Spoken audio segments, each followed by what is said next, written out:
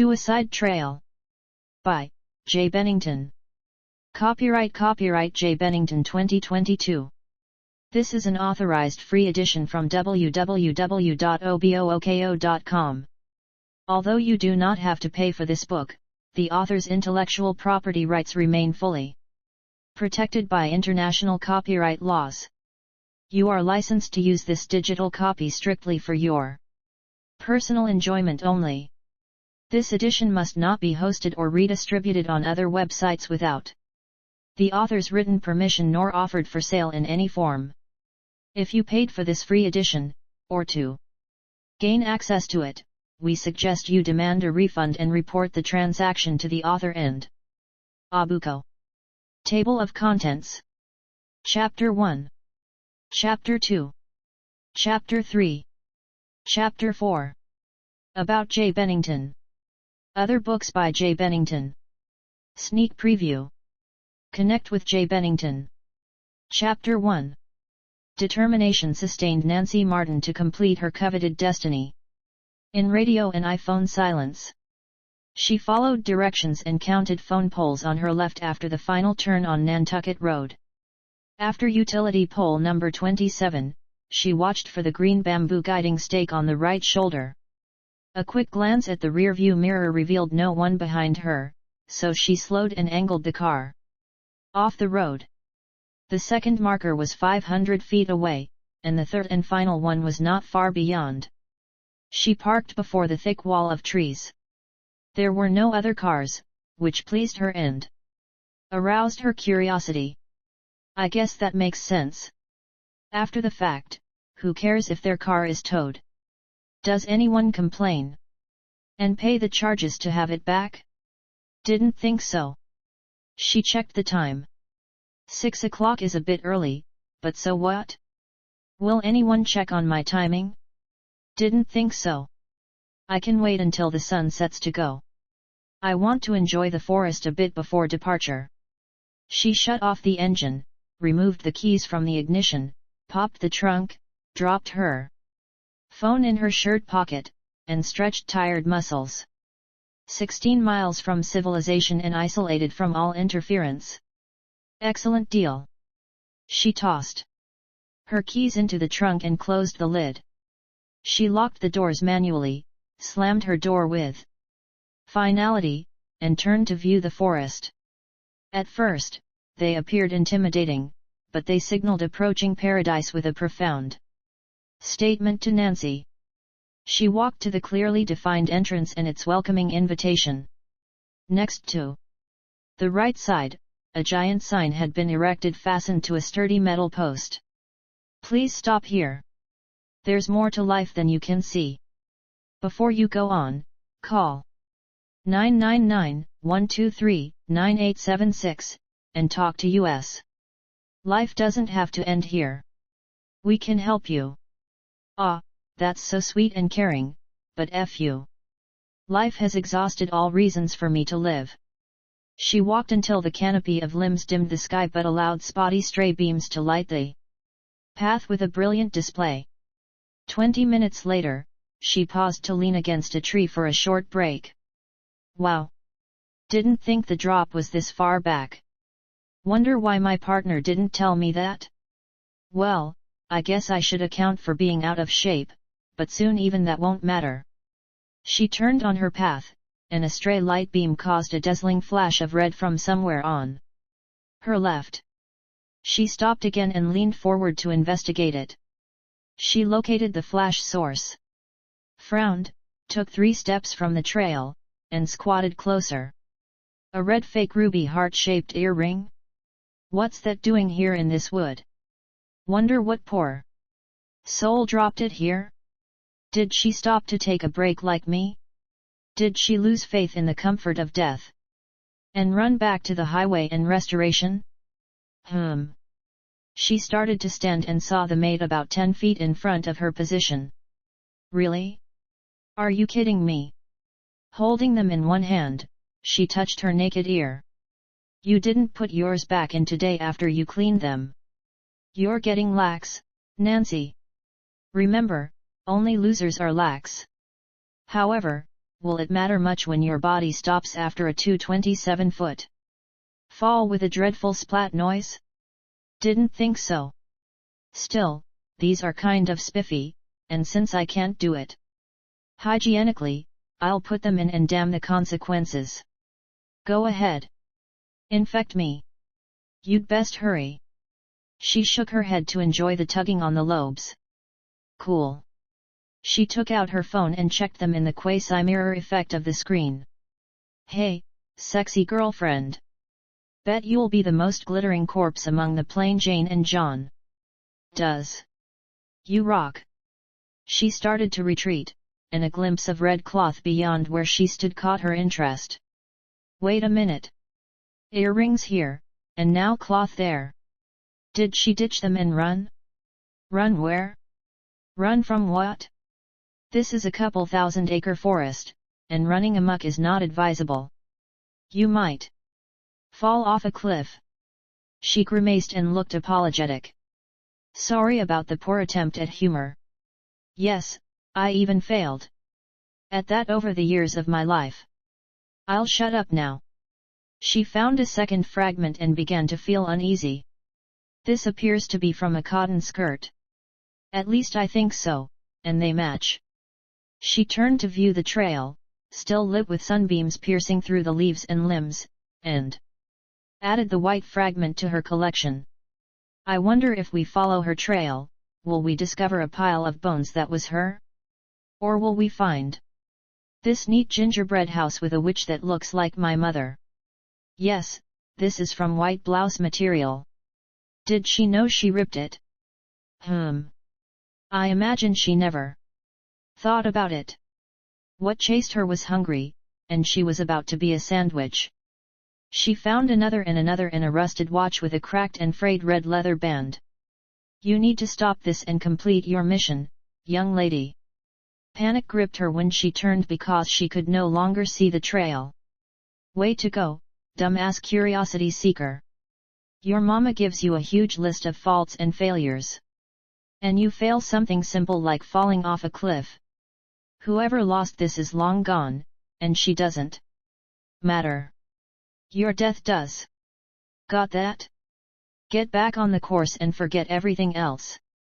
You came here to die, not lollygag and play games or detective. She discarded the rusty watch and cloth bits with more chastisement. A worse panic gripped her. Because she could see no sign of the trail, and the thickness of the trees and underbrush blocked finding where the sun was in the sky, so knowing any direction was impossible. And I never downloaded the GPS compass app to my phone. Nincompoop Nancy strikes again. Damn it. She turned on her phone, got 0 bars, and shut it off with a heavy sigh. Well, we stand with our back to the watch and walk that way. It's bound to lead us back to the trail.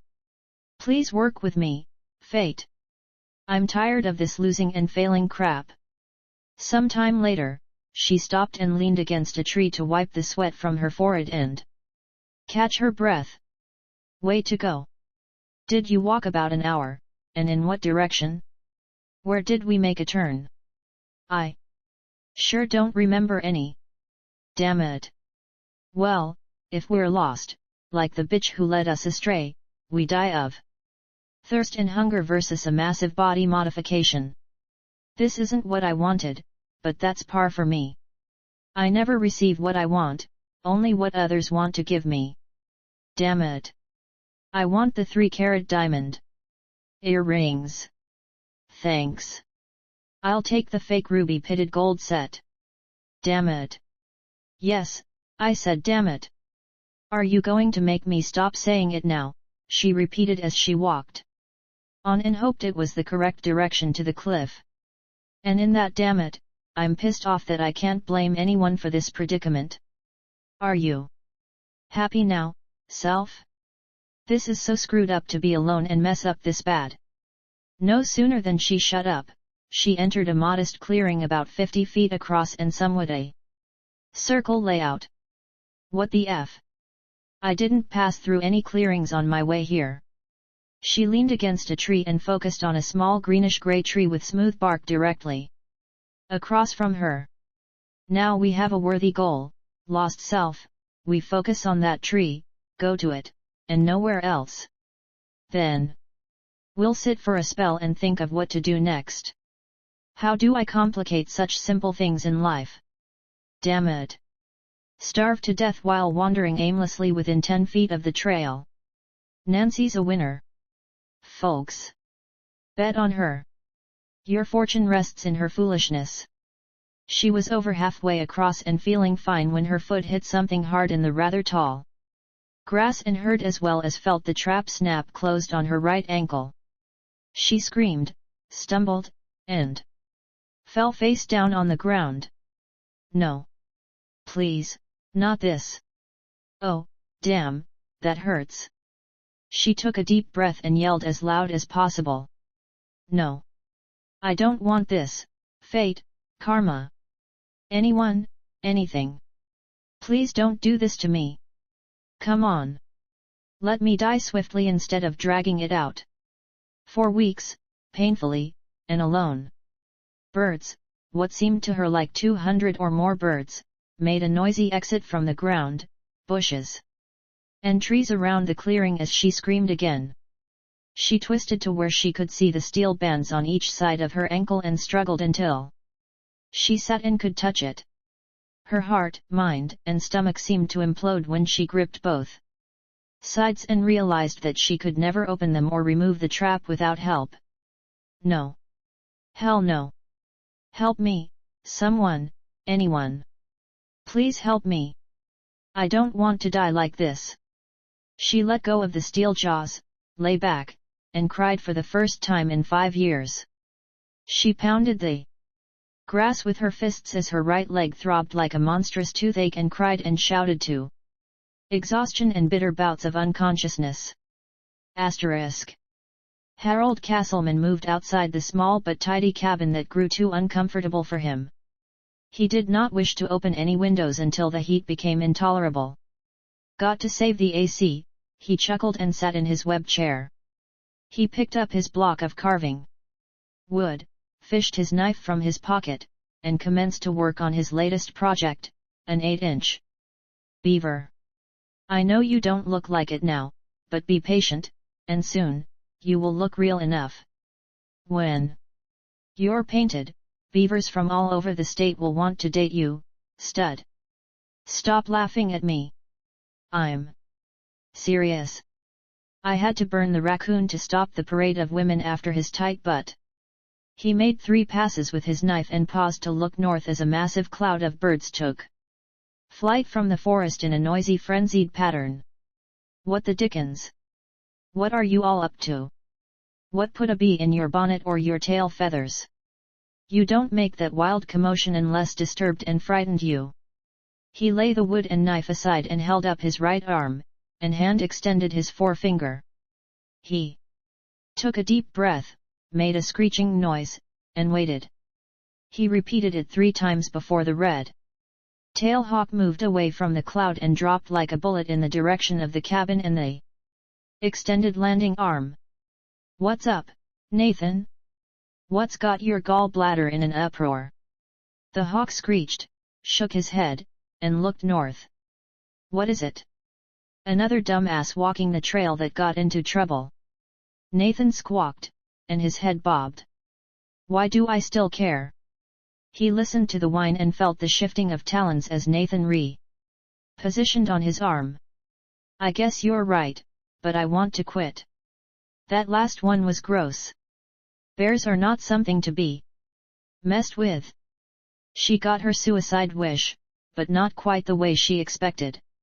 So guide me, buddy, and we'll see what we can do. Nathan crouched down on his legs in preparation. Harold lowered his arm, stood, and snapped the arm up to launch the hawk. Nathan perched on the woodshed crest and waited until his human friend grabbed his canteen and package of jerky and set off at a trot. Then, he flew in tight circles to be visible and guided Harold within 300 feet of the clearing. Harold could hear her crying and intermittently yelling for help. At last, he entered the visual. space to her left and shook his head at her predicament. He stopped beside her, and she stared up at him. Got off the trail, huh? That's not a wise thing to do. Nancy hastily evaluated his rough, unkempt appearance. Tell me about it. He dropped to his knees and reached for the trap when she shouted at him. Stop! Don't touch me! He paused and cast a dumbfounded look at her. What? What do you mean, don't touch you? Just get me help, okay? No, it's not okay. From where you parked, it's about 15 miles from any professional help. And with your wandering, you added about 4 miles more to that. So simply getting help won't work. I'll take care of you. No, I don't trust you. What the hell? Are you sane? Since you're here and waking suicide trail to kill yourself, I guess not. And if you want to die, why does it matter if I touch, kiss, or rape you? When I'm done, I'll drag you and fling your ravaged body to your coveted destination. He paused and enjoyed the perplexed look on her face. Don't touch you. Don't help you. Do us both a favor and shut up until you can walk out of here, either way. Stupid ass girl. Display your intelligence with silence. She flashed him a mean stare and closed her eyes in surrender. In that case, go ahead. He turned her ankle slowly as she grunted and yipped. Listen, mysterious girl, I'm going to pull the sides apart now. Try not to jerk your foot. It's cut. But I need to check for any broken bones. That is my biggest concern. Okay, man. I'm ready. Go for it. It hurt, and she yelped when the jaws released her and shed some tears as he moved the trap aside and caught her lower leg like it was crystal. This might hurt, but I need to check it now, not later. So suck it up and don't faint on me. I hear you. Go ahead. He squeezed the cut with his fingers and did his best to check the bones beneath. They appeared intact, and he told her so when he finished. You lucked out a bit there, lass. I don't feel any broken bones, so I'll treat it as a sprain. 2. This is one trap that I modified for a smaller game. I filed the teeth down to prevent more than a cut or broken bone. There's no need to add extra torture to trap a meat meal on occasion. Sorry, you got caught in it, though.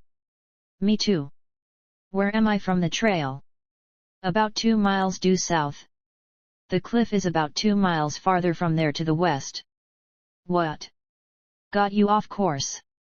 The sunshine lit up these earrings, and I got distracted by torn clothing pieces.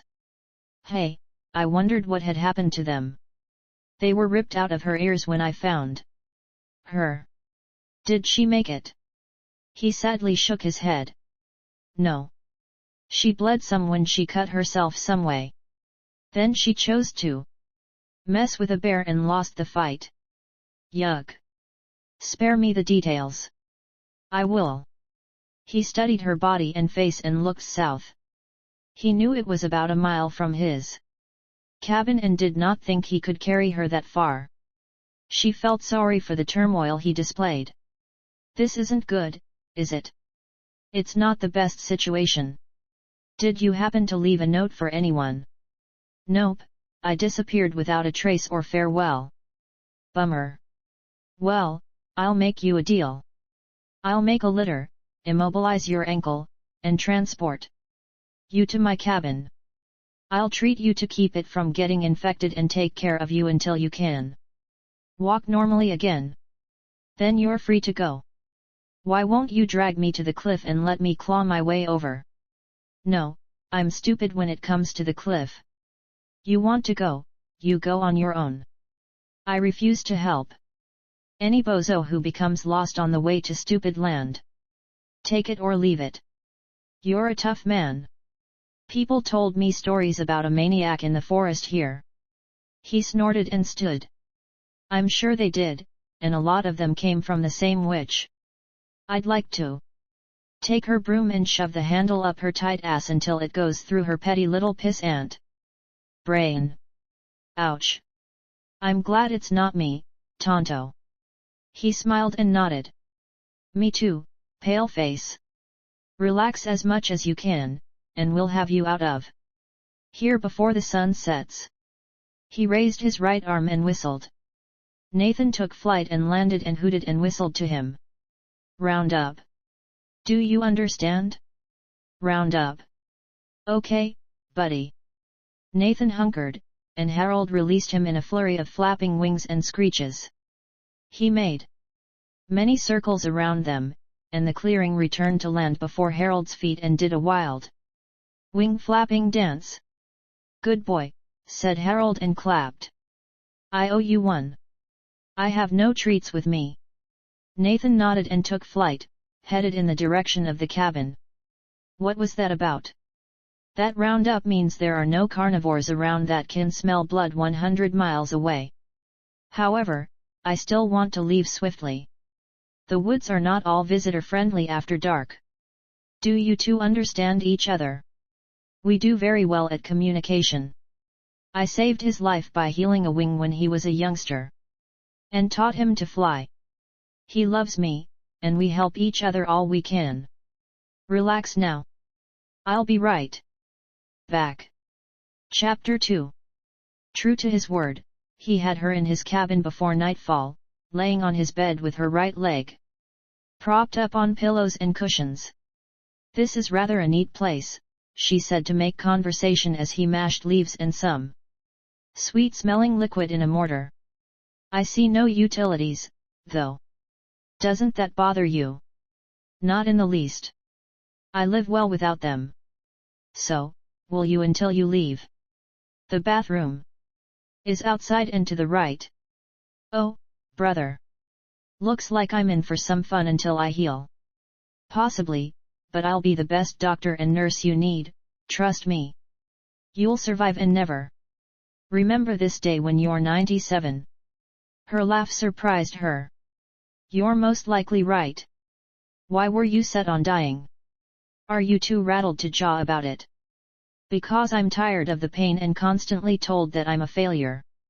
You can add that I'm the cause of all failures and problems in the family. After the trap snapped shut, I began to believe it.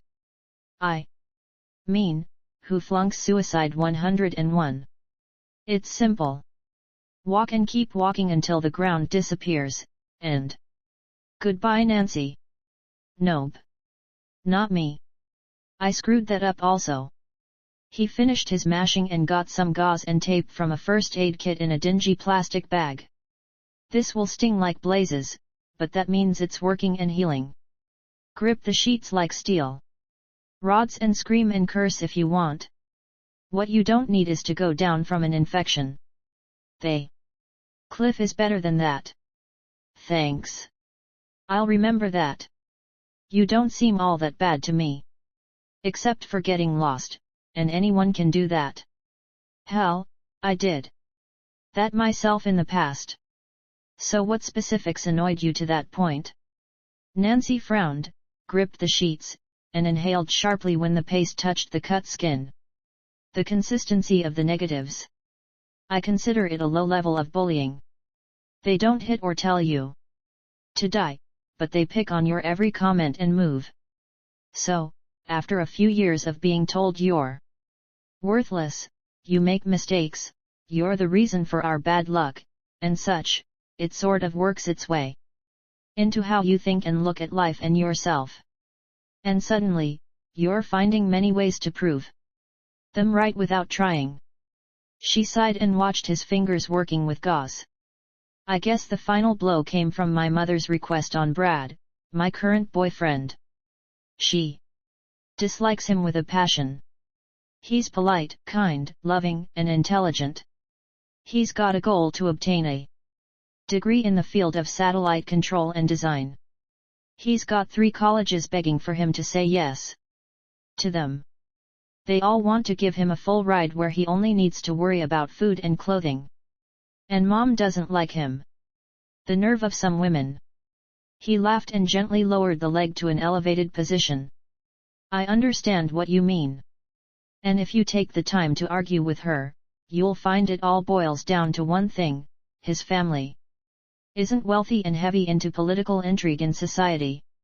They're not in the news with all their accomplishments, and see what I did. How's that for a stupid idea? About that stupid, and I'm lucky I'm still single. I don't need that heartache. So you sacrifice your life, look grand in the public eye, and they might name a street after you when you're dead. Big hoop. Exactly. The ankle looks and feels comfortable. And your jerky filled my tummy, but I need to use the facilities before I sleep. So how do we arrange that? Sorry to bother you. He picked her up and carried her to the outhouse door without a word. There he set her down on her left ankle, and she held onto the door with both her hands. Is that sufficient, or do you need more help? Wow. I think I can manage with a few hops. Thanks, sir. You're welcome, and call me Harold. Take care of matters, and I'll give you a ride back. Asterisk. Morning arrived, and Nancy woke to the smell of bacon and eggs frying from somewhere outside. Her stomach rumbled in anticipation and hunger. Wow, what a great night's sleep. I haven't enjoyed that for a long time. She checked her surroundings on each side of the bed. A sleeping bag lay on the right and away from the bed. She stretched her arms and twisted her back to limber herself. What a gentleman. I guess some rumors are just that, rumors, like me. I'm not bad news, it's something other butt faces say about me. She moved her right foot, and with a few twitches of pain, she shifted up and sat on the edge of the bed. She let her right foot touch the floor when the door opened. Hold it. Don't put weight on that foot yet. I don't think it's fractured, but don't press your luck. Even with a sprain, you need to give it some rest before putting stress on it. I wish to sit, not walk. Good morning, Harold. Sorry about confiscating your bed. I slept like a baby after you were done. I like that. That's what your body and mind needed. Breakfast smells delicious. Is eating permitted with a bunged ankle after a bungled suicide? Yes, that's your next prescription. Do you have to visit the restroom? Not now. Move me to the table.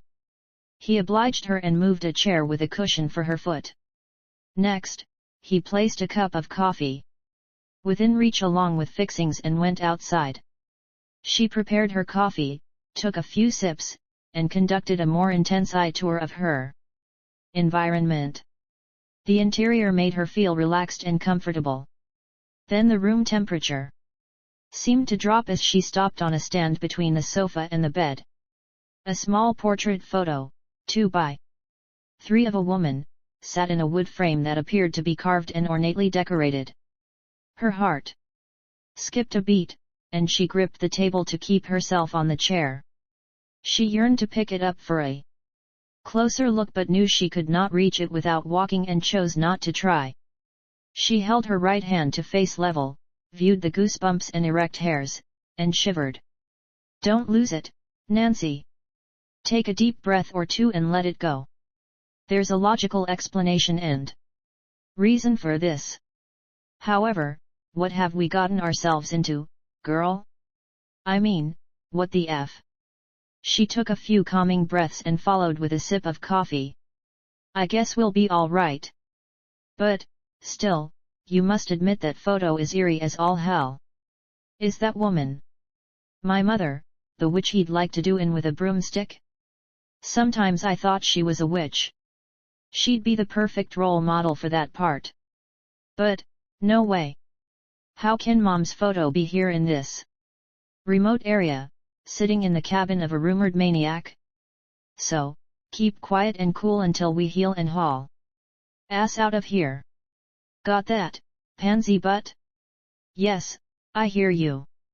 By the time he came in with 2 plates of food, she was calm and over the fright, panic, or whatever disturbed her.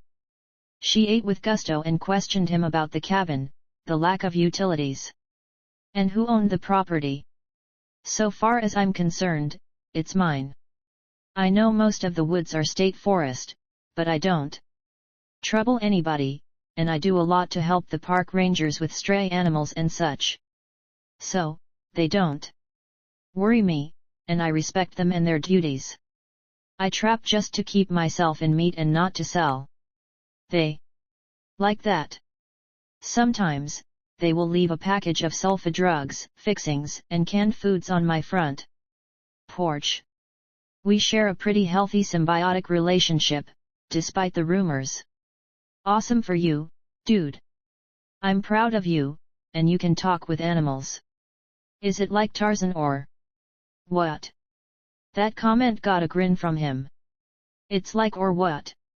A few are friendly with me, but the rest avoid me as I avoid them. However, if they're sick, they'll come up on the porch and lay by the door, so I can take care of them. Then they're gone as soon as possible. I don't mind. I love helping them. She wanted to be quiet, but the oddity nettled her curiosity. She glanced over her shoulder at her mother's picture. So, who's the woman in the photo? Is she someone special to you? He followed her gaze, and his voice grew melancholy. She's my Marcia, a lovely woman, but the biggest mistake I ever made. She's also the only woman I loved more than life itself. However, the damned woman is like a sponge. She knows how to suck up all she can from anyone around her, and keep it for herself. Do you think she would return even 1 ounce of love to me? No way. Hell would freeze over before she opened her heart, at least for me. To her, I'm like the suicides at the bottom of the cliff. I'm worthless to her and her too perfect world. Bitch. Ruthless love thief. She sighed and winced. Sorry. I didn't mean to upset you. You ask because you don't know. It was like me asking you last night. Communication is important in life, like with Nathan and me. Marcia and I might still be together, but her communication concept was to do what she said and do it now. So my response was not important to her. Cool, Harold. Any idea about the length of healing for my foot? If your body is a good healer, maybe 2 weeks or less. Soon I'll make a walker for you out of bark and wood slats. Another week and you can go. I want to be sure the cut is healed thoroughly before the walker. I want it to the point that you can barely see it, if at all. That sounds great to me. What if I want to stay? Don't go there. You'll heal. You'll go. And life will press on for a few more cycles. She finished her plate and moved it aside. So, what's on for today? Do you like reading? I can take it or leave it. Are there any magazines around? No, but I own a few books, some classics if you want to exercise your mind. I'll give that a shot since I'm chair-bound. May I read outside in the fresh air? Sure thing. I'll hook you up with one of my favorites, Silas Marner. Did you ever hear of it? No, but I guess I will soon. What are you going to do? Check my traps and hope not to find another stray suicide wannabe. Instead, I'll spend time making paints for my carvings and concentrate on finishing my latest one, my beaver. And I'll try to get in a nap and some reading myself. The rangers occasionally bring me books from the library, and I enjoy that. It allows me to live and experience life somewhere else and not leave my armchair. Cool. Hook me up with a book, plant me on the front porch, and press on with life. When I can walk around alone, I'll wash dishes and help you out where I can. He regarded her and shook his head. You don't have to, but I won't argue much about it when you do. Asterisk. Marcia Martin was between blow of fuse, anxious and rubbed raw fury when she was forced to admit that her daughter was missing. It hurt worse to know it might become public knowledge. Her next step was to vigorously accost Brad Clark, Nancy's taboo boyfriend, sure he had aided her escape or at least knew her whereabouts. Of course, he denied it, but that failed to register with Marcia. She harassed him and his family for 3 days before accepting they were clueless. Her verbal harassment led them to get a restraining order against her. Only then did she turn to the police. She braced herself, and when it hit the media that the governor's daughter was missing, the Delaware state's citizens and law enforcement teams launched into orbit to locate her. The state chief of police, Daniel Coombs, and reporters from the local newspapers converged on the governor's mansion. During a press conference, Marcia made a tearful display about her missing daughter. However, behind the scenes, she worried more about privacy and keeping secrets. As a result, she refused to cooperate fully with authorities. It took 4 more days and a blistering lecture from Stanley before she stopped her resistance and let the detectives enter Nancy's bedroom and even remove her computer as part of their investigation. The mansion settled to a strained quiet, and Stanley watched Marcia sternly until he cornered her and demanded conversation. "What is your problem, honey? I dislike having my personal life probed by anyone. You know that." "Oh, dear, what are you afraid of? Do you worry that someone might throw a rock through your rose-colored glass house and see the real you? How many years will you try to hide the cellulite that won't disappear?" She flung a cushion at him. "What's that mean? Hey? Like you can afford that yourself? Like you devote your family life to being a trademark father? Like you only care about her when it benefits your political career or public standing? Asshole." He cocked his head and shrugged. "I can't argue with you on that, honey. I learned that one from the best teacher in the world. It's a lesson from Marcia Martin's two-faced life college." "What are you talking about? You taught me that lesson, even before you married, and rode me until it became a part of my life and personality. If you don't like it now, you should never have taught me that it was necessary for us. Sometimes I think it only benefits you, but we both stand a chance to be hammered at times like this.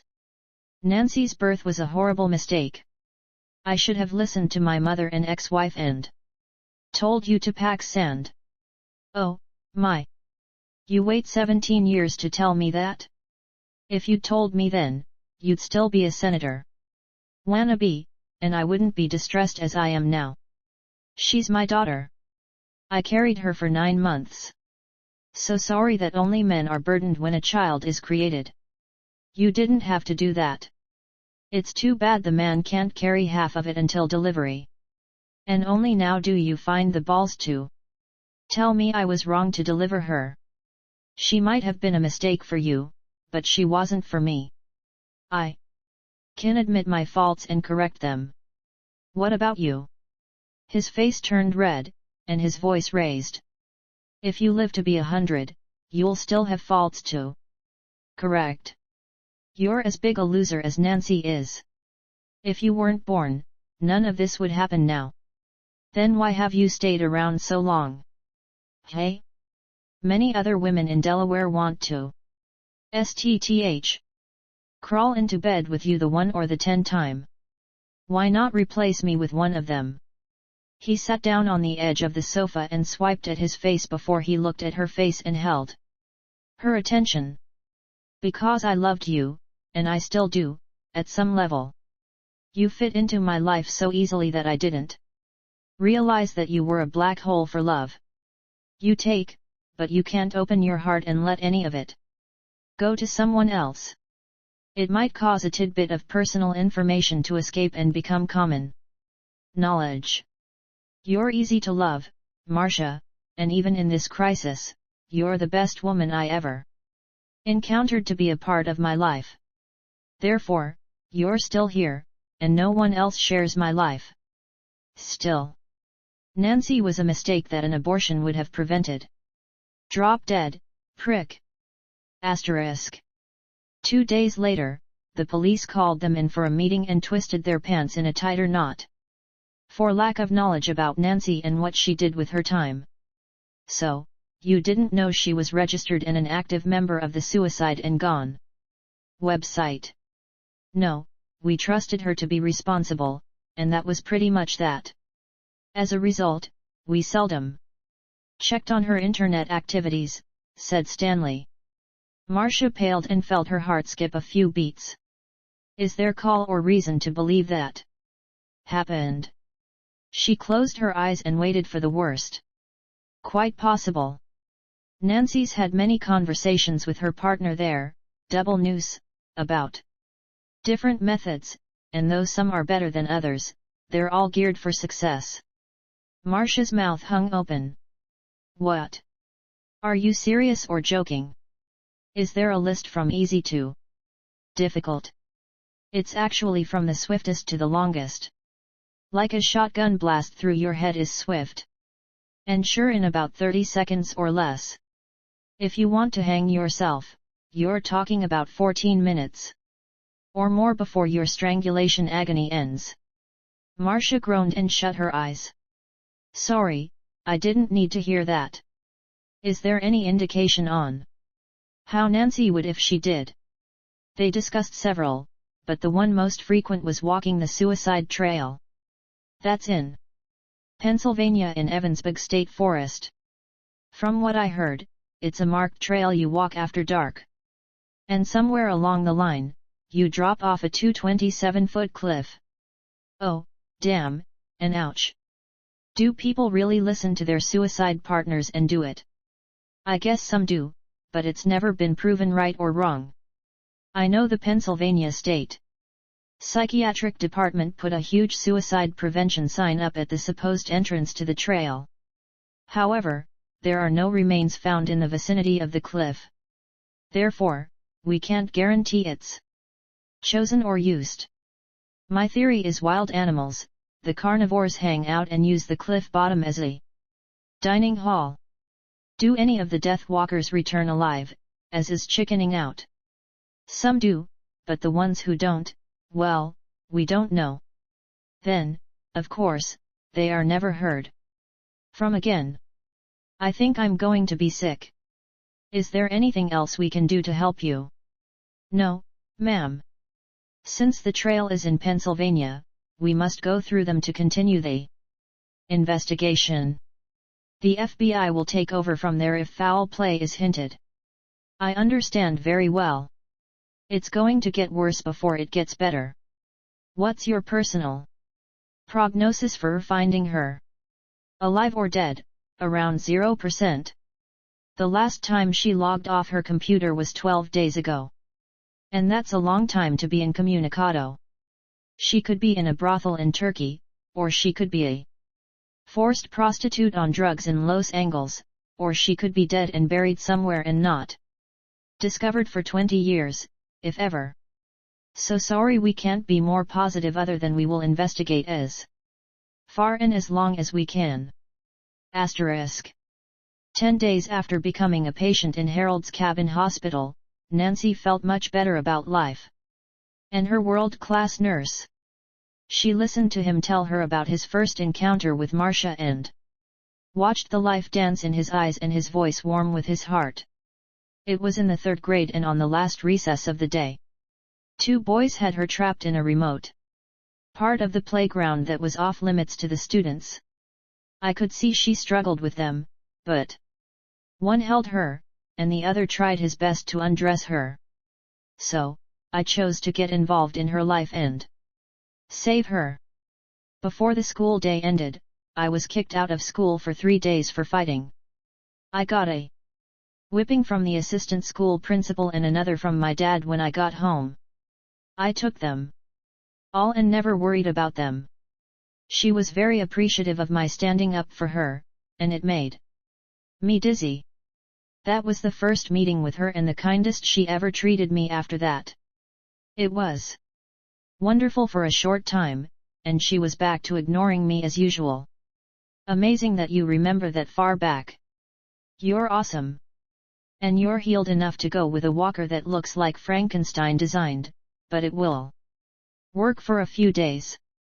Your faithfulness in doing the exercises I taught you paid off, so today, you'll play Indian to start and spend the rest of the day without the pesto medicine, and we'll see how well you do on the walking boot.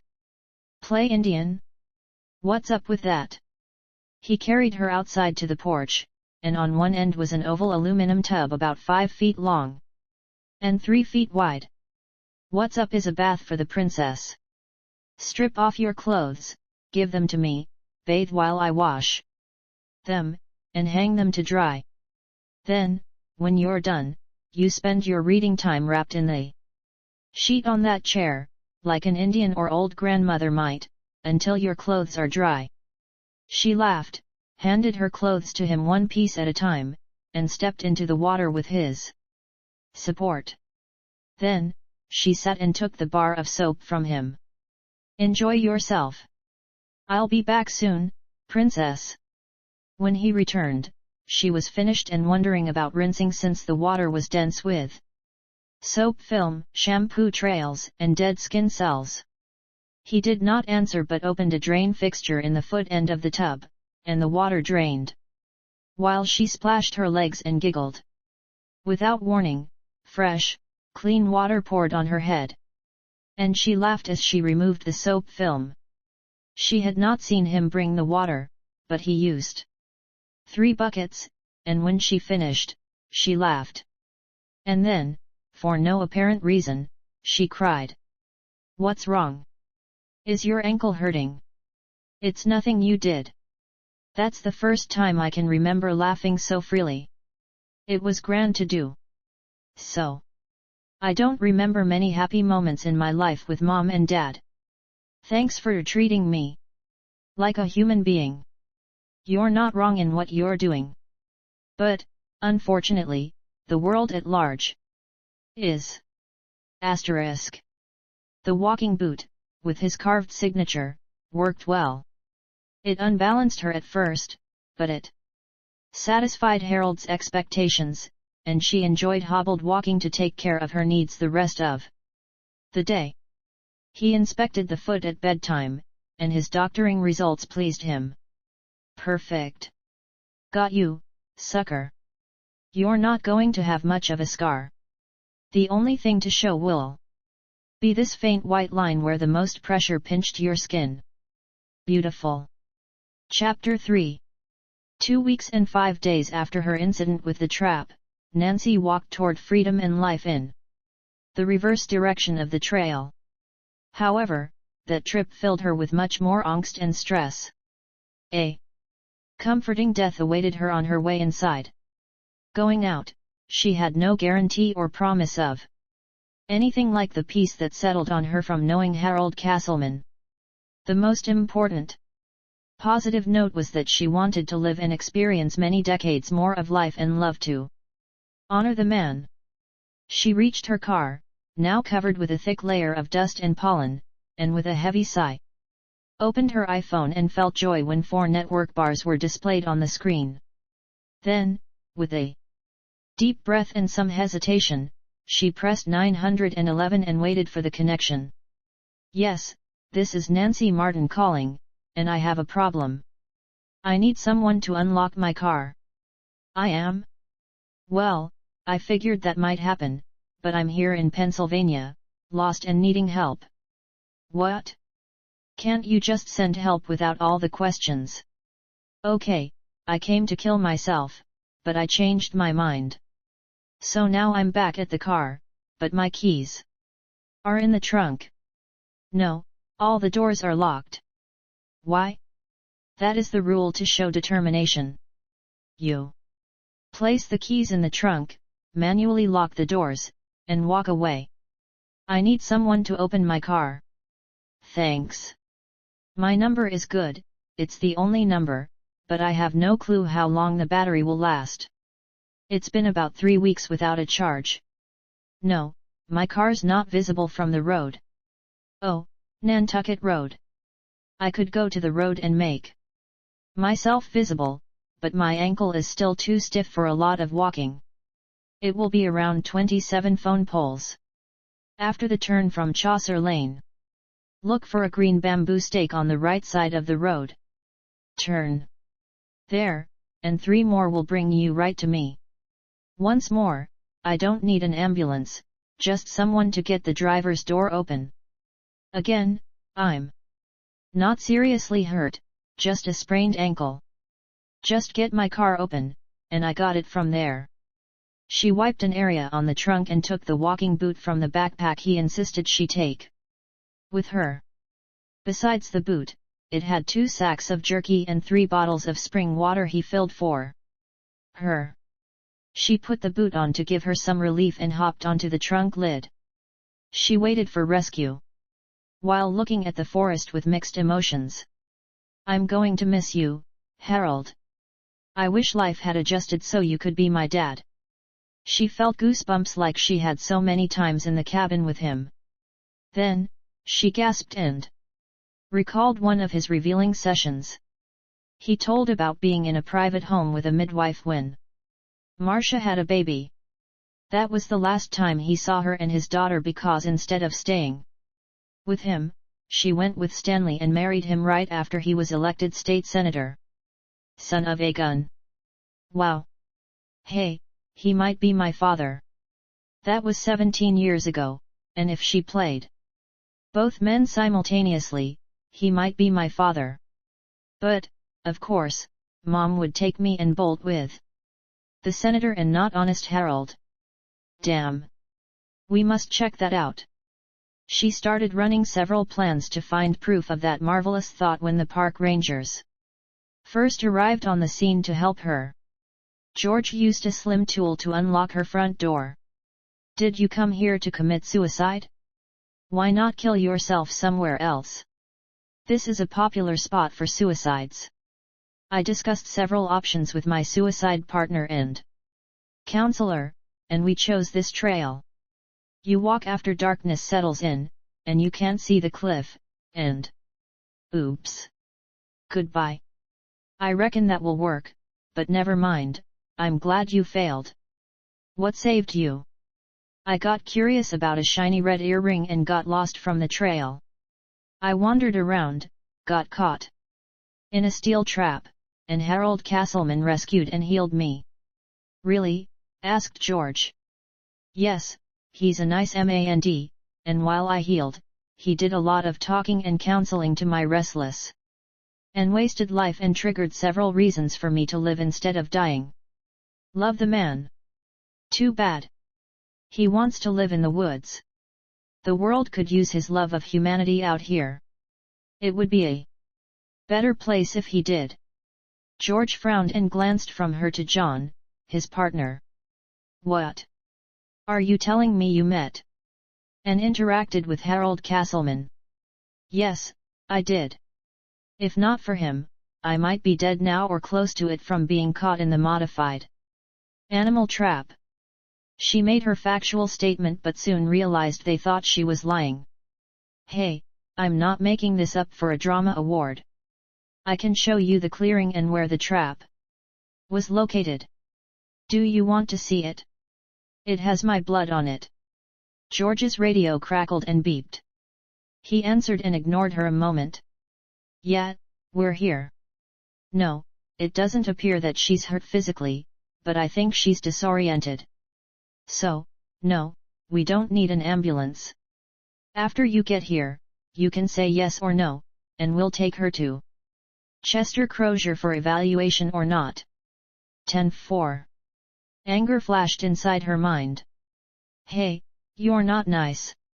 I know what happened to me. I can show you the clearing and his cabin. I'm not some loon wandering lost in the forest. I was lost until he found me and saved my life. John intervened with his soothing voice and manner. Okay, miss, please calm down, and when the state boys show up, I'll go with you, and you can show me that. Well, I can agree with your offer. On the other hand, it's not nice for people from the outside to show up and determine I'm crazy for speaking the truth within 2 minutes or less. She stuck out her tongue at George. Whatever you say, he said. What's wrong with you? I was in there alone, and you can't know what I've been through the last 2 weeks. John intervened again. You're right, Nancy. Just sit down and take some deep breaths, and we'll continue when the state boys arrive. He turned to George with a scolding look and spoke with a low voice. Let it go, man. Stop intimidating her. She's not lying about her experiences, so let it ride. I don't like it much, but I'll laugh at you when she exposes herself as crazy. She's a Bologna machine if you ask me. Asterisk. The police arrived, and right behind them were 2 FBI agents sent to investigate the case of suicide trail and the missing Nancy Martin due to her father's political status. Jerome Knight, the Pennsylvania commandant, approached Nancy and the rangers, Sarah Johns and a pony, trailed close behind to observe all transactions. How are you now, Nancy? I'm happy to see you on this side of the deadly forest and cliff. How do you feel? Irritated by people who were somewhere else but clearly know that everything I say is a lie. Are you here to add to the list of nitwits, or are you here to make sense and listen to me? A pony stood within audible range and stared at the trees with unblinking eyes. Sarah moved behind her and rested hands on her shoulders. Hey, radar eyes, what do you see? I see and feel a huge uproar of hurting souls pouring out of the forest in a whirlwind of anxiety. They're all focused on the young woman on the trunk of her car. She's innocent and doesn't feel them or understand them. They want, need, and demand freedom and reconciliation. In other words, we got our work cut out for us, hey. Yep, we're going to get our hands dirty on this one. Some of them are nasty and demand blood. Already from anyone. On the other hand, years of pent-up anger is reaching critical mass. Okay. Are you ready to assert your authority and humble some brothers in the law? I'm set. Take notes on what she says. She's the hub here, whether the people around her understand it. I hope I can add a few pony converts to my repertoire on this case. Sarah laughed and gave her a slight shove. Oh, gag me. Go for it. Add to your groupies. You deserve it. A pony moved past the police and the rangers and stood beside Nancy, resting an elbow on the car. Hey, girlfriend, I'm glad you failed on that simple suicide maneuver. It makes my job easier. When you're living, it's a bitch to work with dead people. Hey? Who are you? Are you with the police or the rude ranger force? She handed her ID and credentials to Nancy. I'm a pony from the FBI, and people say I'm brash, and some say I'm bold, and some think I'm a pain in the ass. I could care less what they say so long as they stay out of my way and pay me homage when I prove them wrong. Who are you? Me? I'm Nancy Martin. From where? Delaware. My dad's the governor, and my mom's his wife. I noticed a small cringe there. Doesn't that make you happy? No, far from it. Well, there used to be TV shows where they took average housewives and made them queen for a day. I'm sure I could find some teens who would love to be a governor's daughter for a day. I'm sure you could, but it's most likely only me not loving the situation.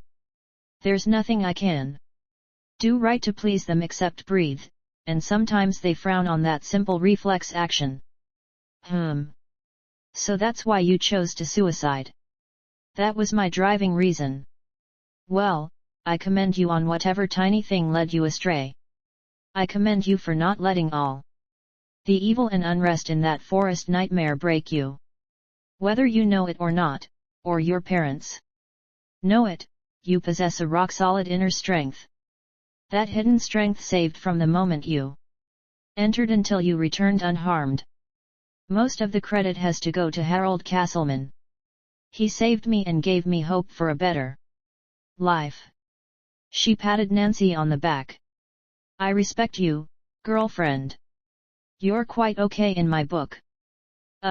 Thanks, I guess. I don't feel that way most of the time. Well, I'm going to put all my faith and trust in you. Together we'll turn this whole park and county upside down and shake out what ails it. Then we'll hang proofs on the clothesline for the skeptical world to see. I'll do that for you. Will you do the same for me? Nancy's right arm moved on its own, and it pleased her when a pony shook it. Yes, I will, but why? Sometimes validation helps make me stronger. Because I can feel what you and they can't. There's a great deal of turmoil, anger, and some violence raging in there. And the anxious spirits are focusing on you because you experienced what you did with the freedom and joy of a child and walked away unscathed. They seek hope and salvation through you, but I don't want them to break the beautiful woman you are. And I speak of what Harold Castleman saw in you as he boldly moved to help you instead of watching while you died. And not helping you was one of his choices. However, he did, and now it's my turn. A smile broke out on her face. It sounds great to me, so where do we start? First, I want to inform you that you're under arrest by me and in federal custody. The reason is, you crossed state lines to do yourself bodily harm. I'll forego the handcuffs since your ankle hinders your flight, but you're under arrest until I release you. When we depart the area, you will be handcuffed and in the back seat of our car and spend a few days in detention in Harrisburg. Do you have any questions? None, madam. I promised to put my faith in you, and I will. I understand. A pony turned to view the rangers and the police present. Gentlemen, please give me your attention. Nancy's under arrest and under my authority. Don't bother or question her unless my partner or I are present. Does anyone need clarification? Heads shook and throats cleared, and she turned back to Nancy. We start this plan with you calling your mother and letting her know you're alive and well. I don't want to do that. Let her worry as if she will.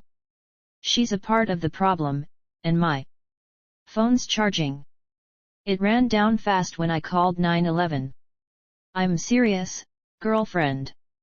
It doesn't matter that she's part of the problem because you're also a part of this, and you hold insider information. But, like you're alive and out of immediate danger. She's clueless about that. She's probably running many gruesome scenes of bears, serial murderers, rapists, and such through her mother's mind and anxious enough to puke from a small pat on her arm. She handed Nancy her phone. Here, use mine.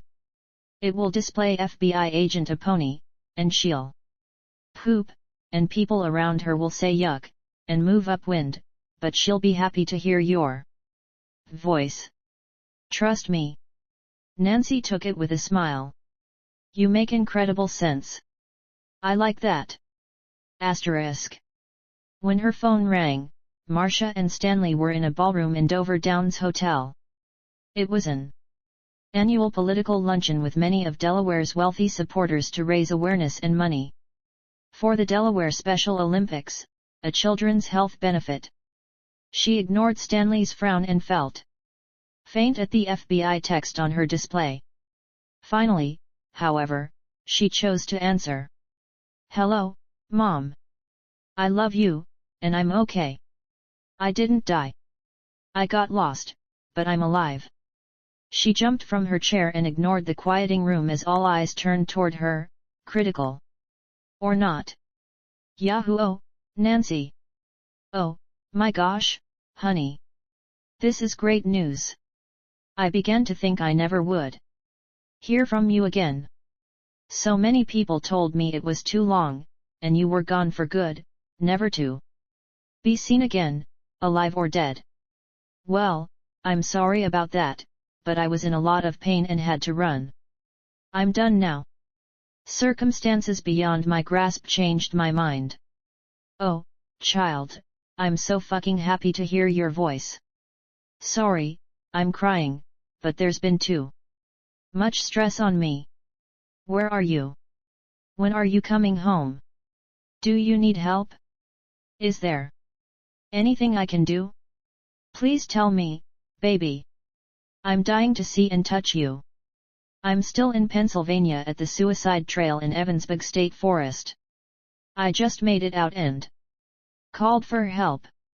I'm out of immediate danger but under arrest by the FBI, and they're going to help me. Still, there are a million questions I have to answer. It's wonderful to hear you also, Mom. I love you too, and I'll stay in touch now. That's fantastic, baby. I don't want to experience any more hellish weeks as I did. We're going to make some changes when you get home. Our life will not be as before. I agree, Mom. We need to change our stale life and clear out some secrets and overstuffed closets before the next disaster destroys us. I agree, sweetheart. Thanks for this heartwarming call. Can I call you back at 8 o'clock tonight? Would that be acceptable? I think my heart will be calm by then, baby. Yes. I love you too. Goodbye for the moment, sweetheart. She kissed the phone, shut it off, and glanced around the room before taking her chair beside Stanley. Sorry, but that was my daughter who's been missing and assumed dead. She's alive and out of danger. Whew, what a relief that was to hear her. She turned to Stanley. I have to visit the restroom a moment and compose myself. So go ahead. And start without me. Asterisk. Sabab. A pony comforted the upset girl until she settled enough to continue. Then she started with the one who seemed most antagonistic toward Nancy. George, why are you being overly negative? Did you ever attempt suicide? No, and I never will. I'm glad for you, Mr. Purity. So where are the lies she's told you that make you want to beat her and drag her 5 miles behind your truck? His finger snapped toward Nancy. She said Harold Castleman helped her from a trap and healed her ankle. Bullshit. Harold Castleman died about 10 years ago. That alone makes everything else a double-thick bologna sandwich. Dead men don't help anyone. A pony faced the forest, sensed an enormous increase of rage, and jumped aside swiftly. George yelped as he jerked 2 feet backward and struggled unsuccessfully to stay on his feet. He hit Nancy's car hard with his right rib cage, which rocked the whole vehicle.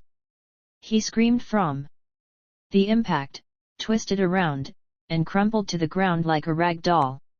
He moaned and groaned as John helped him stand unsteady against the car.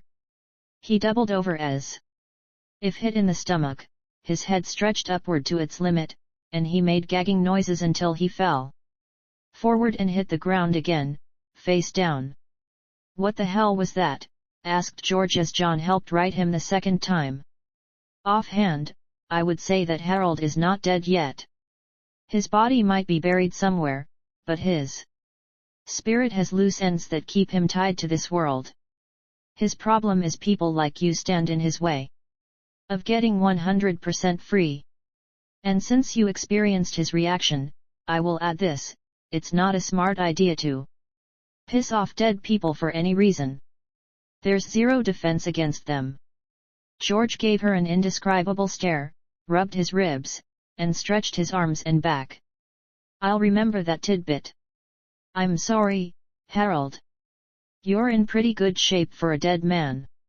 Come on back when you're not so angry.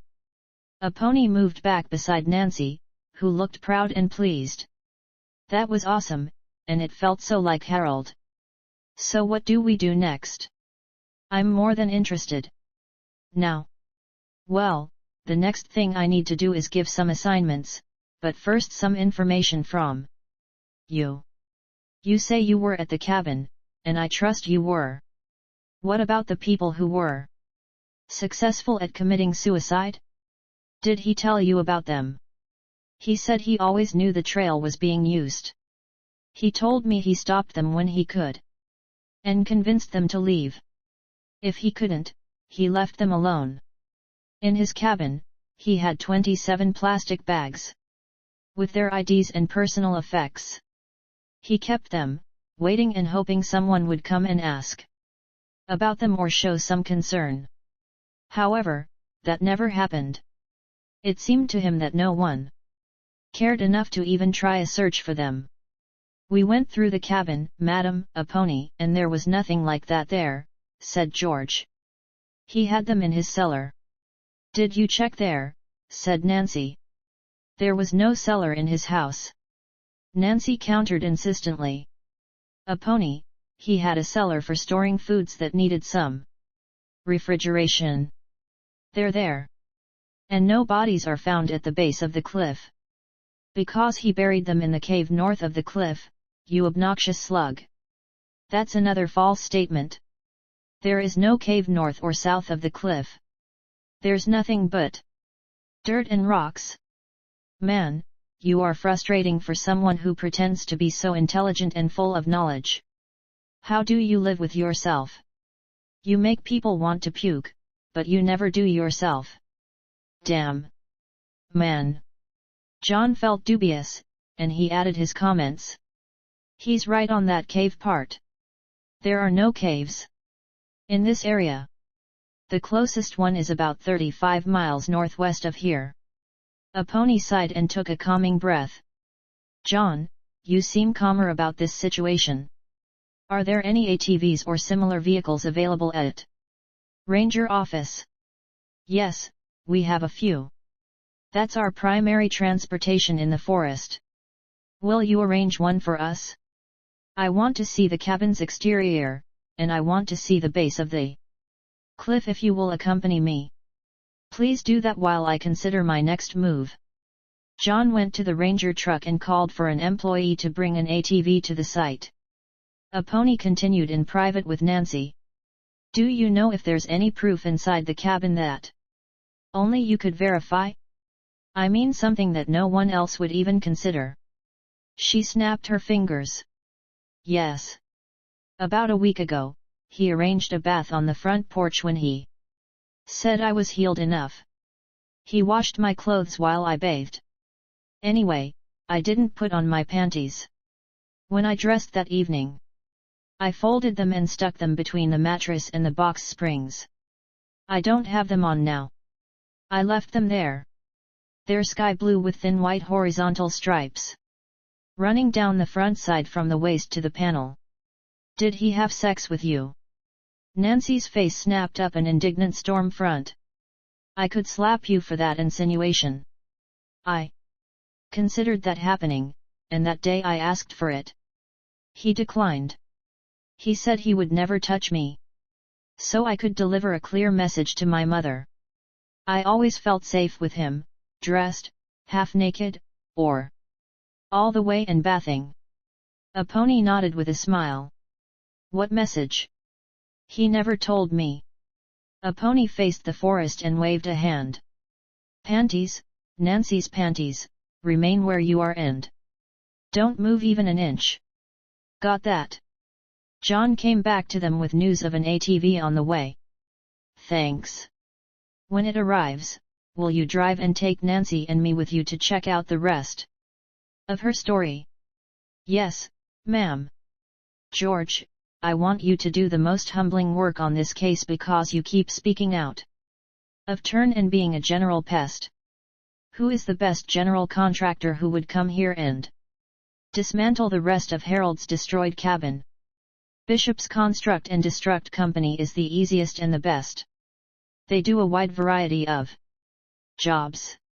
Anyway, they're on contract with the state government to clear major traffic accidents, tornado damage, and the demolition of unsafe buildings. Call them and tell them that the FBI needs them here, and we'll pay them. Tell them I want them here like last year, but I'll settle for ASAP. Yes, ma'am, George said. Sarah, I'm going to go with John and Nancy to see the cabin, the cliff, and then the cave where the suicides are buried. Watch George, make sure he doesn't overstep his boundaries, and contact Crystal to arrange a hand-picked forensic team on standby to ID and remove any remains we find. Let them know it will be awful and in a harsh environment. Rock on, partner. I'll observe all they do, and I'll separate any obviously personal type items. And let Nancy have the chance to choose what happens with it. George raised his hand and frantically waved at a pony. She shook her head and sighed in frustration. Do you have a question or comment, George? What is it? The cabin is crushed, but I'll work with you on that. However, why would you call in a specialized team when you've not even seen a possible burial site? That makes no sense to me. I'm doing it because she's seen it, and I'll believe her positives over your negatives. Why should she lie? Lying will not decrease her punishment. Is that all? Nancy enjoyed the win and watched him move away to call the contractor. You don't like George, do you? Just the opposite, dear. I like him, but I dislike his disbelief in what you say. I like his frustration because he wants to slap me, but he knows better than to even try. Some people fight harder at grasping the spirit world around them than others. He wants to believe you, but all his worldly knowledge says impossible and creates a lot of conflict inside him. So, he retaliates by lashing out at people and decrying them as liars. He'll change before the day's over. I'm not sure I understand what you're saying myself, said Nancy. But you're trying and demanding that people listen to your truth.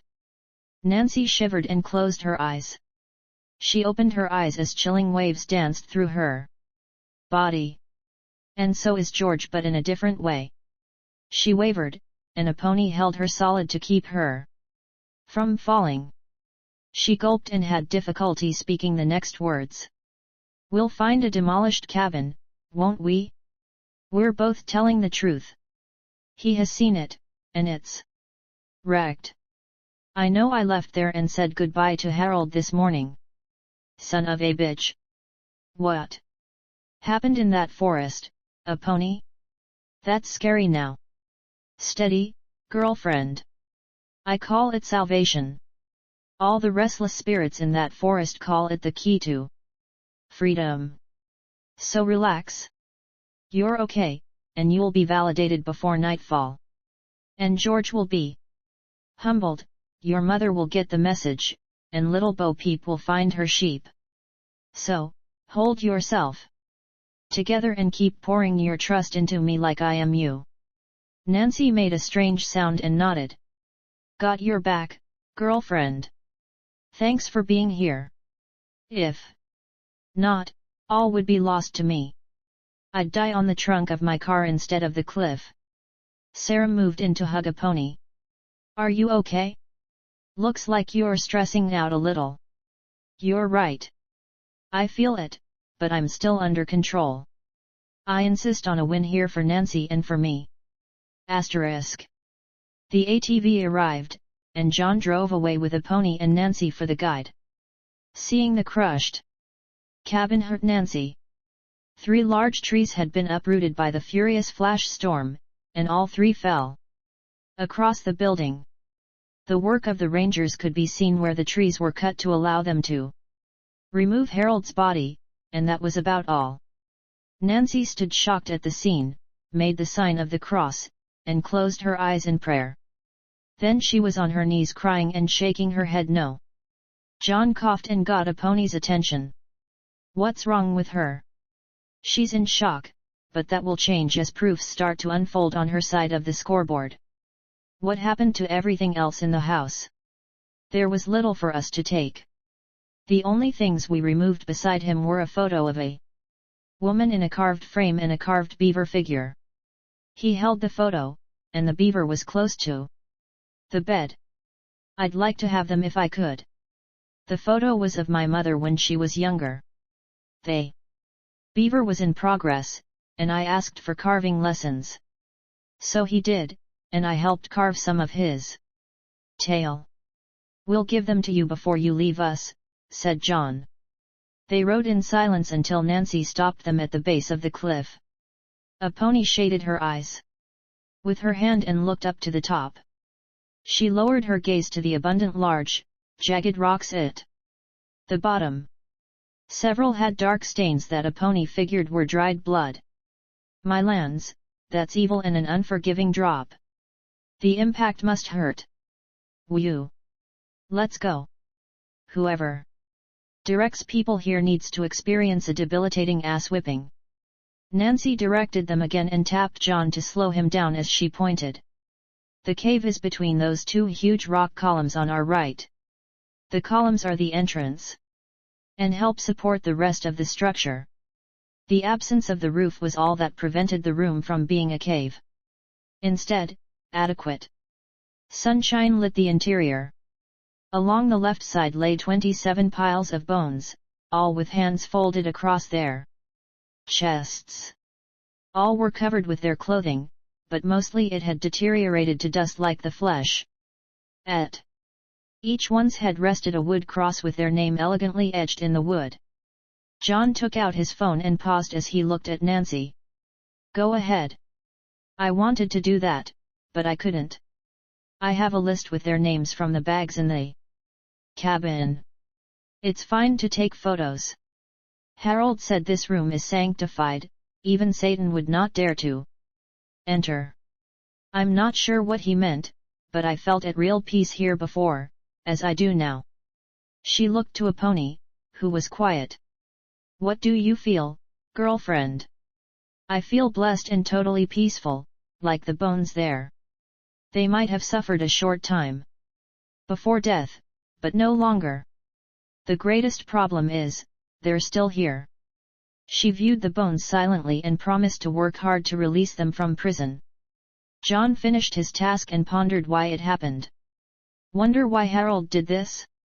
That had to take a lot of time and patience to transport their crushed bodies here and then carve crosses. I mean, it's an awesome accomplishment, but why? He told me it was because he didn't want their bodies to be desecrated by wild animals and other carrion. He said the human body should be treated with respect in life and death when the soul departs. He told me the respect thing when he turned me down for sex. I felt small with his reason, and never asked or suggested again. John nodded and looked at a pony. Are we done here? She gave a thumb up. We're done, so let's go back to the cabin and see what action is going on. Sabab. They stopped at the cabin where a dozen or more workers engaged in their task and carried items from the house under Sarah's watchful eye. Then, after her clearance, they loaded them into one of two dump trucks or left them on the porch. Welcome back, partner. Nothing too significant so far. They uncovered several carved wood figures, and we've set those aside for Nancy to go through. There is no sign of plastic bags, Nancy. Where was the cellar inside the house, like from the door? It was in the kitchen, beside the sink, on the left, next to the wall. The entrance is a door of sorts on the floor that lifts. It's not too deep but very cool, and the bags are on the top two shelves on the right side of the stairs. Well, that section is almost cleared. Let me tell the workers and see what happens. You want to come inside? I thought about it, but I think I'll stay here unless it's necessary. I don't want to freak out. 10 minutes later, workers began to stack plastic bags with wallets, purses, watches, rings, and such on the porch swing. When they finished, there were 27 bags to match the remains in the cave. Then 2 workers carried out the bedding, and another followed, holding a pair of blue panties with white horizontal stripes across the front. He grinned like he displayed a treasure. I found these under the mattress. I don't think Harold wore this style. Those would be mine, Nancy said. I folded them and put them there after taking a bath, and Harold washed and dried my clothes. I thought I might get lucky after showing so much skin, but it didn't happen. What do you say about that, George? And did John tell you about the 27 bodies and cave that don't exist? I heard. I see. I'll shut up about it for real now. This whole day is weird, but the frigging trail and people dropping off the cliff to die don't make sense. What else do you want me to do? Relax a bit until the forensic team arrives, and I'll let you go with Nancy to take them there. It will benefit you to see the remains and understand the depth of Harold Castleman's love for humankind. She turned her face to the sky and watched huge white clouds floating carefree but mixed with an occasional, black, and ominous one. She felt Sarah's hands touch her shoulders. Is a storm coming? Sarah whispered into her ear. A bad one is coming from both directions. I don't know which one I prefer in this case. What? Nancy's mom is coming. For real? If that's a yes, I'll deal with her while you deal with the forest gnomes. We should work fast because the full moon is 2 nights away. Roger that. It sounds like a solid plan. What did Crystal say? She said she'd have the team airborne within the hour, which means they're on the way now. And you will have everything you ask for, except her body. Chapter 4. The 27 piles of bones were silent and at peace in a morgue, but in Dover, Delaware, Marcia Martin was the total opposite. She paced her bedroom, down the hallway to Nancy's empty room, back to the bedroom, down the stairs to the living room, the dining room, and the family room. She mumbled to herself and sometimes slapped a wall, table, stand, or chair in passing. In the end, she stopped in the living room and jerked the coffee table cover that sent all the contents tumbling to the floor. She flipped the table over with a loud scream and stomped to the dining room to sit at the elegant, oversized table and hold her face as she cried for a spell. She wiped her eyes with trembling hands, blew her nose on the edge of the tablecloth, and wiped her whole face with a napkin after flinging the silverware and dishes across the room. You're screwed up, Marcia. If anyone needed to walk a suicide trail, it's you, not Nancy. She grabbed another napkin and held it after clearing her nose again. 17 years, and now she's a mistake? You asshole! How dense of you to hold that inside. And wait until now to let it out. She's missing. She wanted to die from lack of love. So now she's found, and you don't care? Well, Royal Supreme Butt Face, we'll see if you care about my next move. You can downplay my love for her as a political scam or foible, but you're wrong. It took a heartache to wake me up while you're still locked on snooze. Stupid dense prick.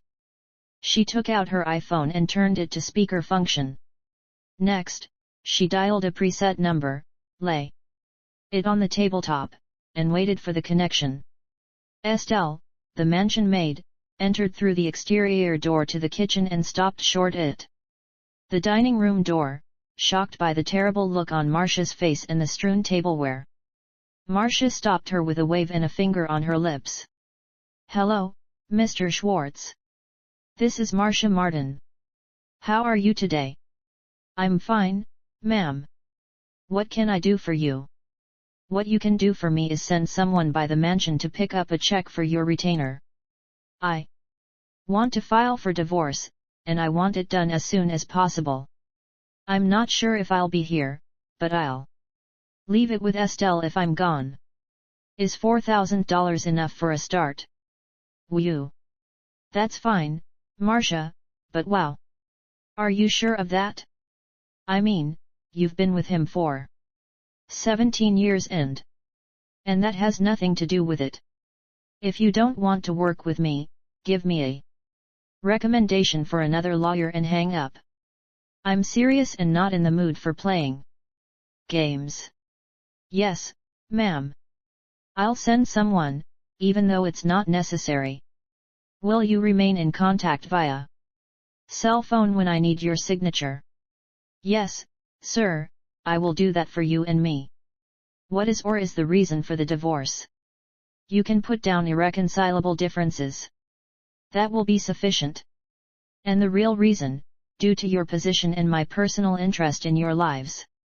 From my missionary position in the bed, while being penetrated, degraded, and violated, he's told me twice recently that having Nancy was a huge mistake, and he's sorry he didn't insist on aborting her to make it better for us and the world. I don't think so, and he hurt me too greatly. The hurt she's caused me now is forgivable, his is not. I'm awake now, and I'm not backing up. If I do, we're both dead, and I don't want to end my life in this world as blazing headlines for the first ever murder/suicide in the governor's mansion. Do it and call me when you need me. Yes, Marcia, I'll take care of that for you. Talk with you later. Marcia disconnected and turned to a pale Estelle. Sorry to disturb you. Where is my weekender bag? I checked the bedroom closet and the basement and can't find it. She made a strange sound when she tried to speak, then cleared her throat and gripped her chest. When she found her voice. Mercy. Sorry, ma'am. It's in the spare bedroom closet. Are you really doing that? Could I trouble you to put it in the bedroom for me? I need to make a few more calls, and I'll write the check for you to hold and then pack and disappear. Yes, ma'am. I'll do that for you. Did he really say that? He did for the second time this morning, after breakfast, so I'm done.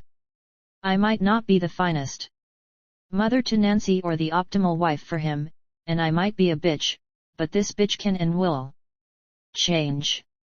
However, I don't think he'll like the new version of Marcia, uncontrolled and no longer under his influence.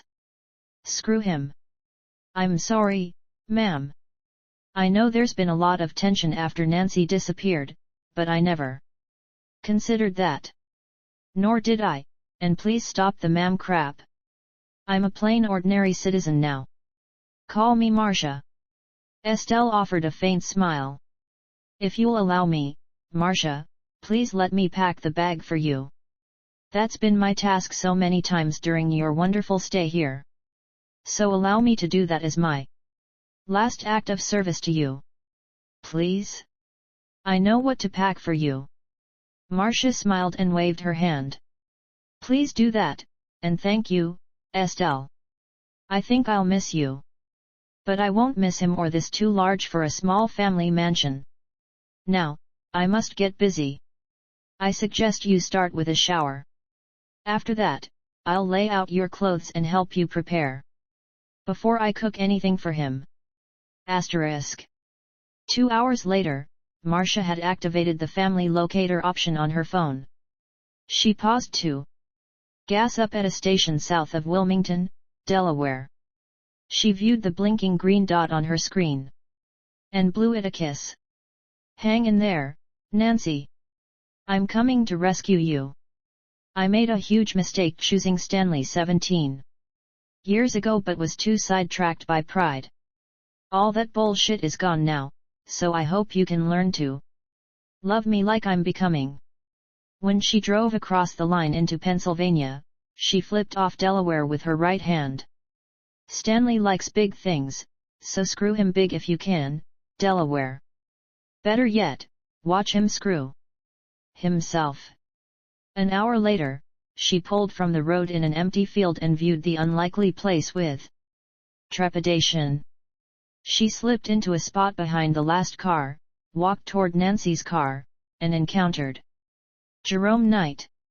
He challenged her with a hand resting on the butt of his service revolver. Who are you, madam? Can I help you? This is a restricted area. I hope so. I'm Marcia Martin from Delaware. I'm here for my daughter, Nancy. She called me and said she was alive but under arrest by the FBI. Is that true? Is she close to me? I'm dying to see her and hold her for a moment. Yes, madam. This is the place, but the FBI took her elsewhere. They're clearing a cabin and searching for remains and personal effects of 27 successful dead suicides. The FBI is flying in a special forensic team from Buffalo, New York for body extraction from a cave. Well, will you please let them know I'm here? Sorry to be a pain, but I'm a mother first and a patient mole second. I'll do that, madam. Choose any spot and have a seat while I contact them. She chose a place beside a pickup truck but got distracted by the sign beside the trail. She read it before sitting in disbelief to stare at the ground and listen to Jerome and a pony talk over the radio. Yes, I know you're busy, but you have a visitor, or Nancy does. Marcia, her mother, is here from Delaware and wants to see her ORU soon. To my observation, she looks close to a breakdown. What do I do? Have her sit a spell, and Nancy will be with her soon. We're almost done at the cabin, and we'll all be back. I'll try to have Nancy back sooner, but I don't want to leave anyone waiting here alone. There's too much anger and pending violence here. Tell me about it. I've watched my back since the contractors went inside the forest. This is too damned eerie. Did you order Ghostbusters also? No, Sarah and I are all we need. How's Nancy holding up? Rather well for what she's been through. She's cried a lot over many items that they removed. She fainted when they opened a wall by the bed and again when they got the contents outside. I'll let her explain that one when she gets out of here. The best thing of all is George shut up and stopped bugging her. He hasn't even looked at her for over an hour. So tell her mom to wait a bit more, and we'll reunite them soon. Is she really under arrest? I needed to do that to keep her tense and focused. I don't want to sacrifice her by becoming too relaxed. I don't want to overlook something dangerous that you can't see. You saw what happened to George before. They'd do worse than that to her simply trying to help themselves. It's for her protection. My presence in her arrest will hold them at bay until this is over. Thanks, and my hat's off to you. Don't be offended, but better you than me on this one. Asterisk. Sabab. Marcia sat, paced, mumbled, pleaded, prayed to the sky, then repeated the cycle under Jerome's watchful eye. Finally, she sat with a sigh of relief when a pony contacted him by radio. Commandant Knight, the first dump truck is loaded and coming out. Nancy is situated in the passenger seat by the driver. She's weak and fading in and out of sleep. Can you put Marcia on the radio, please? I need to talk with her. When he turned, she was beside him with her hand out. I know how to work it, she said. A pony, this is Marcia Martin. Please talk to me. Marcia, it's nice to have you here. Nancy's on the way with the first truck. We should all be out in about a half hour. Hold and comfort her without pressing for any information. Be gentle and know that what she does say is factual. However, don't press too hard until I get there with her. She's fainted twice over the one item we uncovered as solid, irrefutable proof that she was here. Her constitution is not strong enough to handle the stress. I'd prefer not transporting her to a hospital situation when you can handle it. I understand that one. I can't wait to hold her and feel her alive. I think I died a few times this past week or so. Well, neither of you did, and for you, be strong and prepare yourself for some confrontation at some level. This forest area is a powder keg of spiritual anxiety waiting for a spark. I don't understand that one, but I'll do my damnedest to resist fainting or worse. So hurry on down and join us, Agent Apony. Asterisk. Marcia sat with Nancy's head on her lap, and sometimes the girl's eyes would open but did not seem to focus on anything. She stroked her forehead, ran fingers through her hair, and often prayed for her ordeal to end and return from the limbo world. Suddenly a group of birds made an extremely hasty flight from the forest and screeched their fear and displeasure at being disturbed. Several deer, squirrels, and rabbits followed and ran around the three people, across the field and out of sight. "Mr. Knight, is that normal?" "No, there's been little that's normal since Nancy came here to die." He adjusted his hat and looked at her inert form. "Do you receive many problems or alerts with the suicide trail?" "No, ma'am. We rarely get calls anymore. It got less after the psychiatrists put that sign up. I thought it was a waste of time, but it works well. However, a few bypass the signal sensors we set up on the trail initially." He stopped talking when the air around him chilled and watched a strange transformation happen in Marcia. She moaned and closed her eyes, and to him, it appeared as if she would reach orgasm from the extreme pleasure imprinted on her face. She lowered Nancy's head to the ground, stood, and opened her arms as the cold wind gusts increased and blew leaves, dust, and debris from the area in small, whirling funnels. She became oblivious to everything as she faced the forest like an enraptured, loving statue. "Harold," she breathed out, and her arms closed like she held a living person. Jerome had difficulty breathing, but he saw her face move forward with lips parted, and they appeared to have contacted a solid person. Nancy stirred and raised up on her elbows to view her mother with a serene smile and collapsed again on the blanket. "I love you, darling." "I will," Marcia sighed. Jerome saw a flash of pale orange light inside her arms and watched her stumble and collapse. When it disappeared, "Mom." Nancy struggled to reach her. "Mom.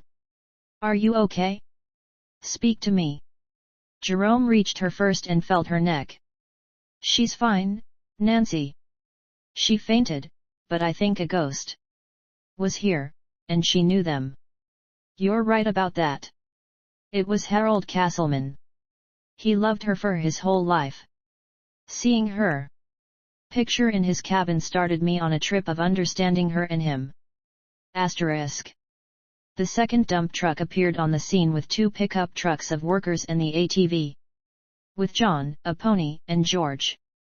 A pony scrambled off before it stopped and ran to Nancy. "Are you okay, girlfriend?" "Yes, I recovered, and Mom fainted in my place this time." "Did you see the birds and animals?" Hall asked. "Saw, heard and felt them." "Man, what a demonstration of raw fear." "Did he visit you?" "Only Mom this time. I think he confessed his love and said goodbye. It looked like she kissed him and then hit the ground like a clump. All I felt was massive peace, joy, happiness, and closure to a lifetime of suffering and love." Sarah joined them. "Hey, a pony. Is Nancy okay?" Seems to be the standard question, and she is. I think it's time to bring her back so we can close out this case. Assemble those who are interested, Sarah." She chanted a prayer and lay a hand on Marcia's forehead. Her eyes flickered behind closed lids, and she moaned. "Yes, darling Harold. I'll change and take care of her and tell her anything she wants to know." "Mom, snap out of it. I'm so sorry, my darling man. I wish you had waited before you disappeared on me." She opened her eyes and seeing a pony holding her instead of him startled her. "Where did he go?" "He was released to go on for his reward, Marcia. So now you both have peace in your lives. It's about time for that, Mom." "Oh, Nancy, honey. It's so good to see and hear you. Give me a hug, please." A pony stood and took Nancy's backpack from John. "Okay, listen up, everybody. May I have your attention, please?" This ghostly visitation, which concerned two lifelong lovers, waited for a long time to happen. Harold Castleman and Marcia Westfall have loved each other since the third grade. Eventually, they became intimate lovers for a short period before Stanley Martin entered the picture and turned her head for a spell. She winked at Marcia. "Do you want to take over now?" I knew Harold disbelieved that I was faithful to him, but I was already pregnant with Nancy. Before I ever dated Stanley, and no amount of talking would convince him otherwise. I intended to suck it up and have a paternity test to prove my loyalty when he disappeared. While I dated, I searched for him as best I could and helped Stanley with his political career. About 2 years later, I quit and married Stanley. It wasn't long before problems arose with him. He was uncertain of her being his child, which was stupid because I told him she was Harold's and would have to accept or leave us. He said he could and would live with it, and I was so busy helping him that I didn't realize he had lied to me. It annoyed him not to be her biological father. We argued and fought, and he surrendered in words only. It took her disappearing and finding her contacts with a suicide partner to wake me up. So, Nancy, honey, I filed for divorce, and I'm not going to back down. We'll find our niche in life and help and love each other for the rest of our lives, but it won't be burdened with Stanley's negatives. Is that a fair deal or what? That's an awesome deal. Was Harold's ghost or spirit here with you? He came to tell me to care for you and kiss me goodbye. He's gone now. A pony clapped and said, "Amen, amen." So are many other ghosts and spirits from the 27 successful suicides. Now, I can tell you we'll never know everything that happened between Harold and Nancy, but we've had too many proofs to say her story is false. It happened. We have the rusty trap, and it has her blood on it. We have the panties that she left under the mattress on the bed. We have 27 suicides identified from their personal belongings and pending kin notification. We have a team on the way to extract the bones and return them to the proper families. All of that happened because Nancy attempted suicide. She shrugged off her backpack and held it with both hands. The final proof will remain a mystery, but you need to seek professional counseling if anyone sees this and disbelieves. Gather where you can see because this put Nancy on the ground twice in a dead faint. Are you going to be fine with it now, sweetie? Yeah, I got my mom holding me, and the pain I suffered was worth it. Please continue. After we began searching for the 27 bags of IDs, we found many carvings. Therefore, I decided to take the cabin down completely. And behind some of the walls were many carved animals and figurines. However, beside the bed, there was this. She pulled out a life-size carving of Nancy's face on a piece of oak and mounted on a background of shiny maple wood. It had her name, carved with the same meticulous strokes as the figurines and the boot for her ankle. The date was a shocker and a stress point for her because it was 14 years earlier than the current date. The man moved twice in his life. The first was from Dover, Delaware, to Atlanta, Georgia. The second move was from Atlanta to the cabin, where he isolated himself from almost all human contact and waited until he died.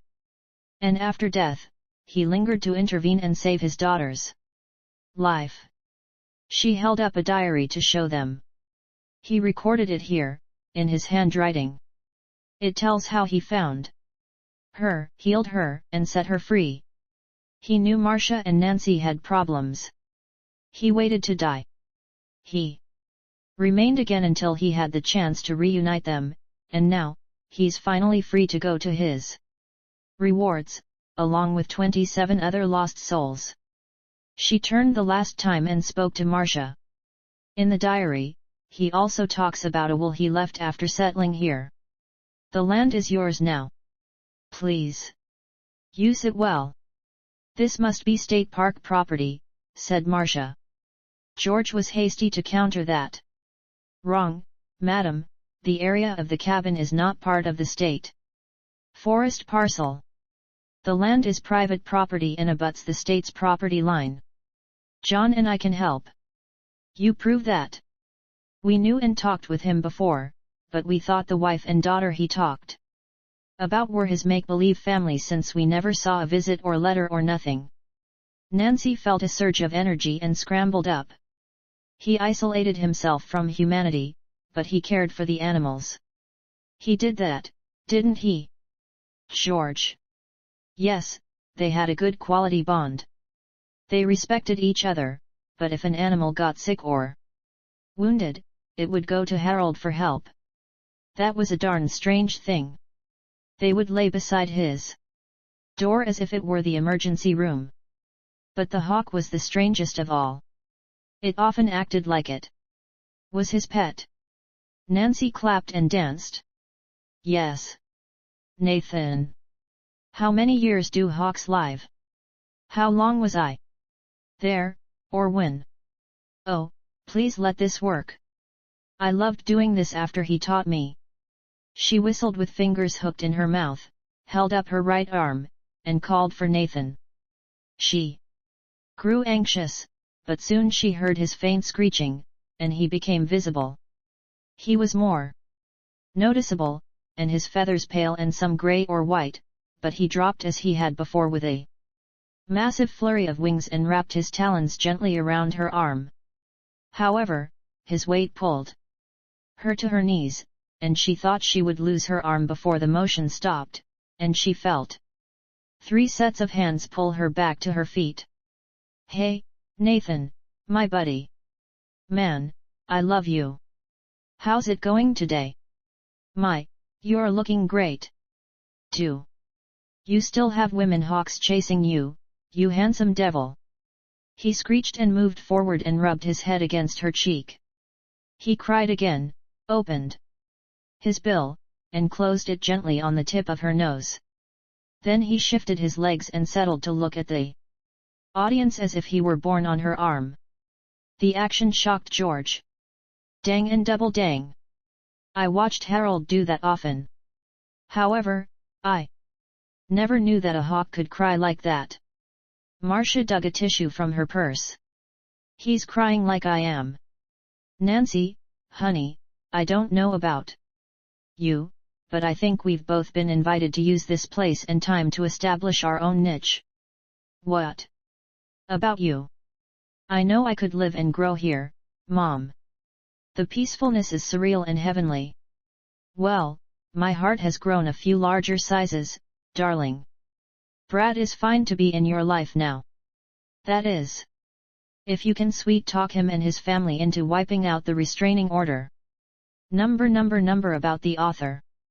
J. Bennington, fresh out of high school, I spent 21 years in the Air Force, serving in Vietnam, Thailand, the United States, and Germany. After retiring from the Air Force, I drove a limousine under contract for Conrail, moving train crews from stations to trains and anywhere needed. I wrote 5 books, longhand while waiting in rail stations, state prison fields at 2 a.m., and any forlorn rail crossings right out of Stephen King novels with all the demons and terror. Following that exciting but tiring job, I tackled a few independent businesses that failed. I worked for 2 years in a restaurant as the salad bar manager. Next, worked for 1 year as an electric meter reader for the city of Dover, Day. Then a friend arranged a part-time clerical position in the state probation office. From there, I applied for full-time jobs. I worked 20 years for the Department of Transportation, selling hauling permits to truckers or trucking companies, billing companies for outdoor advertising, and later I paid the bills to state contractors. I retired in February 2014, and now I'm doing what I love, writing and working on publishing the books, collecting electronic dust over the years. Connect with J. Bennington. I really appreciate you reading my book. Here are my social media coordinates. Email me at jbenningtonbooks. Alternate email, James Clark. Favorite my Smashwords author page, interview with J. Bennington. Number.